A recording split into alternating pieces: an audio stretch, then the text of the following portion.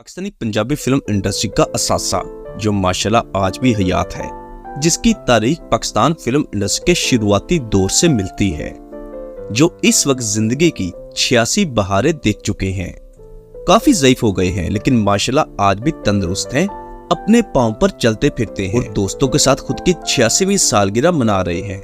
जी हाँ, आप स्क्रीन पर देख सकते हैं मुस्तफा कुरैशी साहब।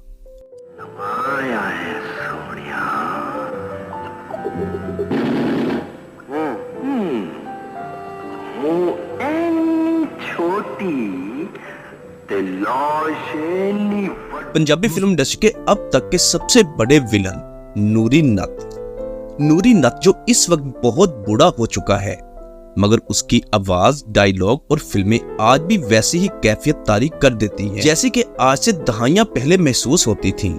नूरी नत इस वक्त बहुत ही अकेला हो चुका है क्योंकि उसकी जिंदगी की साथी उससे बिछड़ चुकी है। रुबीना कुरैशी जो मशहूर गुलकारा थी, जो 2 साल पहले 2022 में कुरैशी साहब को छोड़कर मनो मट्टी तले जा सोई। मुस्तफा कुरैशी साहब की ख्वाहिश है कि वो मरने के बाद भी अपनी बीवी के साथ क़यामत तक आराम करें। रोज़े महशर जब कब्रों से इंसानों को उठाया जाए, यानी मुर्दों को उठाया जाए, तो वो चाहते हैं कि वो अपनी बीवी के साथ उठे और दोबारा एक हो जाएं। यकीनन इस कायनात में मियाँ बीवी का रिश्ता बहुत ही अजीम और मोहब्बत वाला रिश्ता है। वालिदैन तो बच्चों के फौत होते हैं और वो यतीम हो जाते हैं, जबकि मर्द तब यतीम होता है जब उसकी बीवी फौत होती है। बुढ़ापे में इंसान का सबसे बड़ा सहारा उसका जीवन साथी है। मुस्तफा कुरैशी साहब ने ख्वाहिश का इजहार किया है कि वो अब्दुल्ला शाह गाजी के मजार के अहाते में अपनी अहलिया के पहलू में दफन होना चाहते हैं, लेकिन गैर मुसद्दका इतलात के मुताबिक महकमा औकाफ ने उनसे 5 लाख रुपए बतौर टैक्स मांग लिया कि अगर वो 5 लाख रुपए देंगे फिर उन्हें वहां दफन होने की इजाजत मिलेगी।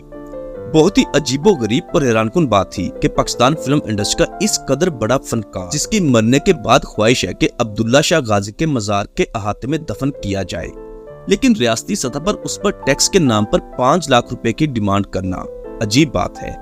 लेकिन अगर कानून की हुक्मरानी की बात की जाए, अमीर और गरीब के लिए बराबर के रूल्स की बात की जाए, तो ये एक खुश आइन बात भी है कि पाकिस्तान में कानून और रूल्स सबके लिए बराबर है और सबको फॉलो करना चाहिए। अगर टैक्स लेना बनता है तो देना चाहिए, अलबत्ता मुतलका अदारे को चाहिए कि पाकिस्तान के कीमती असासे की आखिरी ख्वाहिश को मद्देनजर रखते हुए स्पेशल फंड्स के जरिए वो पैसे कौमी खजाने में जमा करवाए जाएं। कुरैशी साहब के डायलॉग आज भी जुबान ज़द-ए-आम है। पाकिस्तान समेत इंडियन पंजाब में भी मुस्तफा कुरैशी साहब को कॉपी किया जाता है, उनको बेहद पसंद किया जाता है। मुस्तफा कुरैशी साहब वो इंसान है जो हमेशा से पाकिस्तान फिल्म इंडस्ट्री को परवान चढ़ाने और इंडियन फिल्म इंडस्ट्री के सख्त तरीन मुखालिफ रह चुके हैं। कुरैशी साहब की पैदाइश हैदराबाद की है, जो 1938 को वहां पैदा हुए। कुरान पाक का तर्जमा तफसीर किया, 60 की दहाई में इंडस्ट्री में इंटर हुए, रेडियो से करियर की शुरुआत की, फिर टीवी ड्रामे की जानब आए और उसके बाद फिल्मों का रुख किया। 1966 में फिल्म आग का दरिया बन रही थी तो उसकी शूटिंग देखने स्टूडियो चले गए। वहां रजा मीर कैमरामैन से मुलाकात हो गई। मुस्तफा कुरैशी की पर्सनैलिटी को देखते हुए उसने कुरैशी साहब को उसकी आने वाली फिल्म लाखों में एक में बतौर विलन ऑफर की, जिसे कुरैशी साहब ने फौरी कबूल कर लिया और यूं पहली फिल्म लाखों में एक रिलीज हुई। इस फिल्म में बतौर विलन काम किया, चंद फिल्मों में काम किया। इसके बाद पंजाबी फिल्मों से ऑफर्स आने लगी। पहले तो इनकार कर दिया क्योंकि पंजाबी जुबान नहीं आती थी, लेकिन बाद में रजामंदी जाहिर कर दी। पहली पंजाबी फिल्म थी 4 खून दे प्यासे और पहली ही फिल्म बॉक्स ऑफिस पर सुपरहिट हो गई। इसके बाद कुरैशी साहब ने बाकायदा पंजाबी जुबान सीखी और सुल्तान राही के साथ जोड़ी मशहूर होने लगी। राही साहब बहुत ही लाउड बोलते थे, जबकि कुरैशी साहब बहुत ही धीमा बोलने की वजह थी कि मुस्तफा कुरैशी साहब को पंजाबी बोलने में दुश्वारी थी, लेकिन ये जुबान की दुश्वारी उनके लिए लकी साबित हुई और उनकी पहचान बन गई।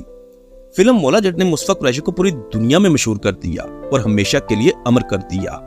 ये वो लड़का था जो मदरसे का तालिब इल्म था, जो बहुत ही मजहबी घराने से ताल्लुक था, जिसने कुरान पाक का तर्जमा तफसीर किया हुआ, लेकिन फिल्मी दुनिया में आकर फिल्मों का बेहतरीन विलन साबित हुआ। मुस्तफा कुरैशी और सुल्तान राही की जोड़ी 26 साल कायम रही। दोनों ने सैकड़ों फिल्में एक साथ की। फिल्मी पर्दे पर जिस कदर दोनों एक दूसरे के खून के प्यासे थे, मगर पर्दा स्क्रीन के पीछे बहुत ही जिगरी यार थे। दोनों एक दूसरे पर जान छिड़कते थे। यही वजह कि सुल्तान राही के इस दुनिया से चले जाने के बाद कुरैशी साहब ने भी फिल्मों को हमेशा के लिए खैरबाद कह दिया। क्योंकि कुरैशी साहब के लिए अपने यार सुल्तान राही के बगैर फिल्मों में काम करना नामुमकिन था। जबकि दूसरी जानब उनके पाए का कोई फनकार ऐसा हीरो नहीं था जो मुस्तफा कुरैशी के सामने सूट। कुरैशी साहब को प्राइड ऑफ परफॉर्मेंस अवार्ड समेत पूरी दुनिया से दर्जनों अवार्ड्स मिल चुके हैं। तकरीबन 500 के करीब फिल्मों में काम किया। फिल्म मौला जट में नूरी नत का किरदार हमेशा के लिए अमर हो गया। कुरैशी साहब पीपल्स पार्टी के जियाले थे, जुल्फकार अली भुट्टो को अपना लीडर मानते थे और शहीद बेनजीर भुट्टो को अपनी बहन समझते थे। लेकिन जब बेनजीर इस दुनिया से चली गईं और पार्टी की कमान जरदारी साहब के हाथ में आई तो कुरैशी साहब ने पीपल्स पार्टी को खैरबाद कह दिया और तहरीक इंसाफ ज्वाइन कर ली।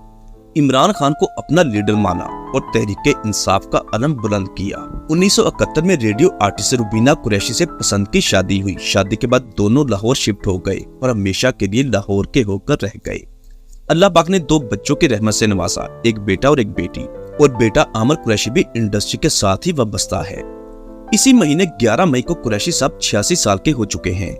माशाल्लाह मुकम्मल तंदुरुस्त हैं, लेकिन बहुत ही ज़ईफ हो चुके हैं। मगर अल्लाह का शुक्र है कि किसी के मोहताज नहीं है, दरमियाने दर्जे की मयारी जिंदगी गुजार रहे हैं। अल्लाह पाक उन्हें हमेशा ऐसे ही हंसता मुस्कुराता रखे और उनको लंबी जिंदगी अता करे, आमीन। दोस्तों, चैनल पर अगर नए हैं तो प्लीज इसे फौरी सब्सक्राइब और साथ दिए गए बेल ऑप्शन को भी प्रेस कर दे। मिलते हैं दोबारा बहुत जल्द। अल्लाह हाफिज।